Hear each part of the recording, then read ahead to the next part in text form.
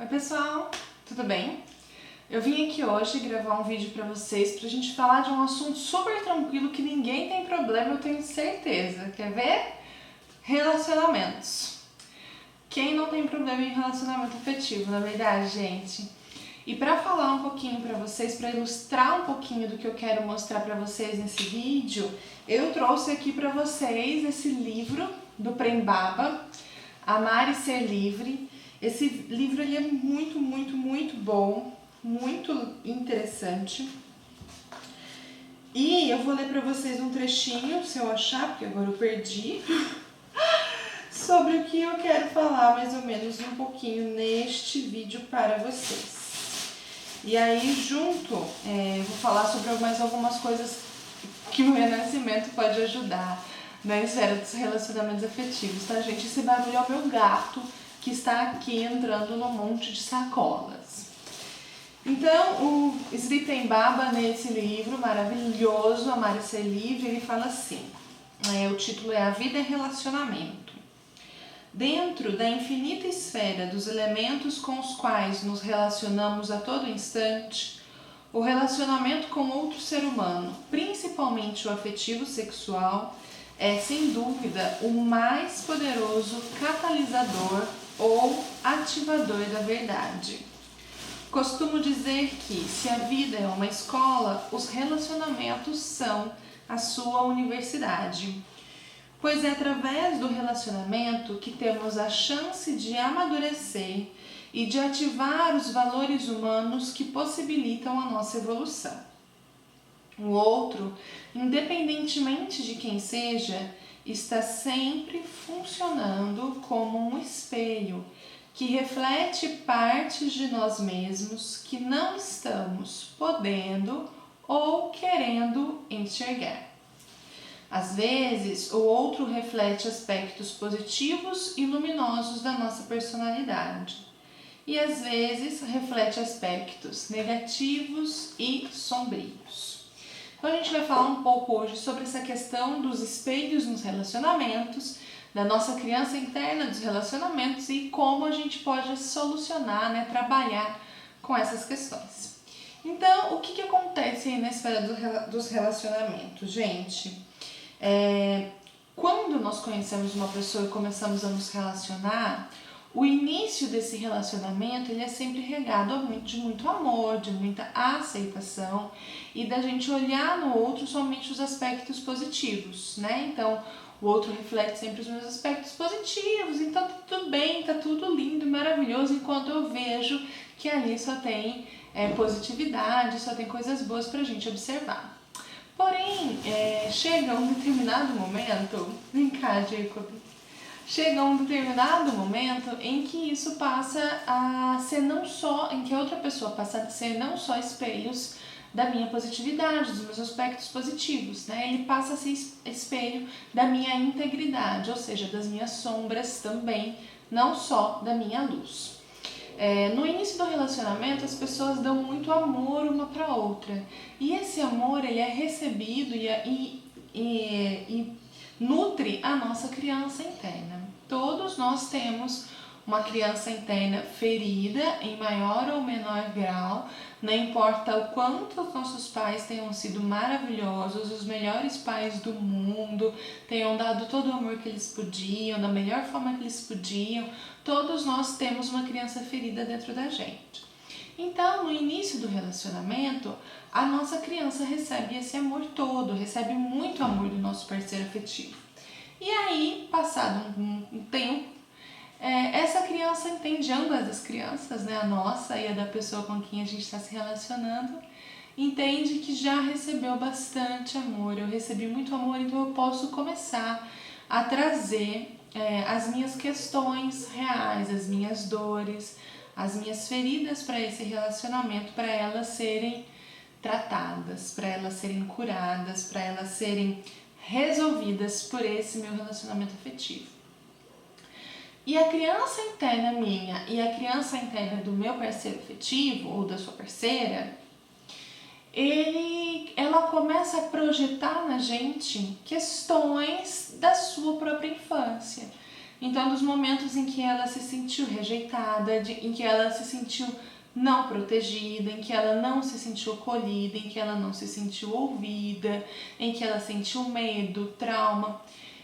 Começa a projetar isso no parceiro afetivo, isso é tudo inconsciente, tá? Então a gente começa a projetar isso no nosso parceiro com a esperança de que seja feito de maneira diferente, né? O Prem Baba fala que a gente vive numa espiral de energia, então onde a gente tem os nossos bloqueios, a gente coloca uma situação novamente ali naquele bloqueio para que ela seja resolvida, para que ela seja vivida de maneira diferente do que a nossa criança interna viveu. Então, a nossa criança passa a projetar isso para que seja vivido de uma outra forma. Então, quando eu fui rejeitado, quando eu me senti rejeitado, na verdade, às vezes ela nem foi, né? Mas a criança teve esse sentimento. Quando ela se sentiu rejeitada, agora ela promove uma nova circunstância para que o parceiro afetivo dela não a rejeite, a acolha de uma maneira diferente do que foi com os pais dela. E, gente, a gente entra num terreno conflituoso e perigoso aí nos relacionamentos quando a gente passa a projetar as nossas necessidades no outro, porque, veja bem, ninguém vai sentir o que você está sentindo, ninguém vai entender realmente a sua necessidade se não for você mesmo, né? Ninguém entende do que eu preciso mais do que eu mesmo, quando eu me entendo, né? Quando a gente se dá o trabalho de cavucar, de procurar onde está o nosso trauma, o nosso bloqueio, a nossa limitação. E eu passo a entender que esse trauma, esse bloqueio, essa limitação pode estar relacionada a tal e tal coisa, a tal e tal questão e a tal e tal necessidade minha, aí eu posso começar o processo de entender. Então, às vezes, nem eu mesma entendo aquilo, né? Quantas vezes o nosso inconsciente realmente nos domina, principalmente nas situações de relacionamento afetivo, e eu passo a projetar situações, necessidades que eu nem entendo porque elas estão sendo projetadas, porque eu mesma não entrei em contato com a dor original daquilo, né? Com a dor que originou aquilo. Então, o outro, no caso o parceiro afetivo, ele não tem como resgatar a sua criança, né? Resgatar essa semente original desse trauma e dessa necessidade que você tem, que necessita de acolhimento, que precisa ser acolhida, que precisa ser olhada. O outro, não importa qual outro, porque muitas vezes o que acontece com todos nós, né, gente? A gente tem, por exemplo, um relacionamento afetivo em que você não se sente ouvida. E aí o que você faz? Você troca de relacionamento afetivo e qual que é a queixa? Eu não estou sendo ouvida. Você troca de relacionamento afetivo e você tem uma nova queixa. Eu não estou sendo ouvida, ninguém me escuta, né? Ninguém está me escutando. Como eu faço para me relacionar com as pessoas que todas as pessoas não me escutam, não me dão bola, não me dão atenção, eu sou uma vítima do mundo, né? Porque a chave e a solução está em você. Não é que você está errada, que você é uma vítima do mundo, que está tudo errado com você. Muito pelo contrário. A solução está em você também, mas a semente que originou todo esse processo que vem se desencadeando na sua vida está em você e não tem como o outro te resgatar.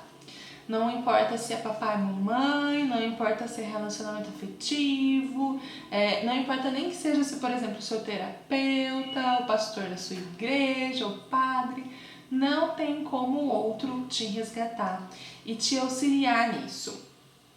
É com você, é comigo, é com a gente, né? Então, o que é muito importante nessas questões de relacionamentos afetivos? Todos nós temos uma criança interna ferida, ok? Não sou só eu, não é só você, não é só o seu parceiro afetivo, somos todos nós. Enquanto a gente não se aprofundar muito nesse processo de autoconhecimento e de resgate dessa criança, humanidade toda, fica tranquilo, estamos tudo junto. Então, essas crianças nas dinâmicas de relacionamento, elas passam a interagir projetando essas situações da infância no parceiro afetivo, né? Essas necessidades que não foram atendidas da sua infância no parceiro afetivo.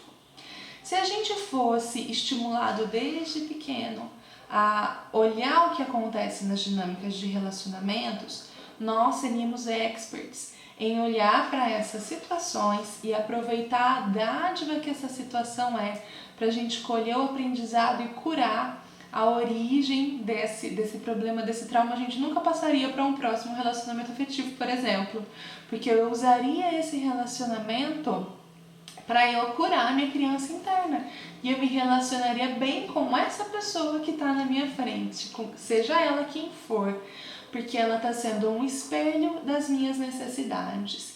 E como um espelho, eu aproveitaria essa situação que está ali emergindo para eu olhar para minha criança interna e acolher e oferecer para ela o que ela precisa. Como nós não somos estimulados desde pequenos a aproveitar as oportunidades que surgem nas dinâmicas de relacionamento dessa forma, nós vamos repetindo essas situações, girando nessa espiral, até que a gente se canse, né, e descubra que nós precisamos desse processo de profundo autoconhecimento para a gente se relacionar bem com as pessoas. Então, algumas informações importantes nessas dinâmicas de relacionamento. Primeiro, os relacionamentos afetivos estão espelhando necessidades da nossa criança interna. Então, no momento de conflito, dos dois, ok? De ambos os parceiros. Nos momentos de conflito, a gente pode aproveitar e olhar para essas situações e curar, né? Acolher essa criança, perceber o que essa criança interna necessita, dar para ela o que ela necessita.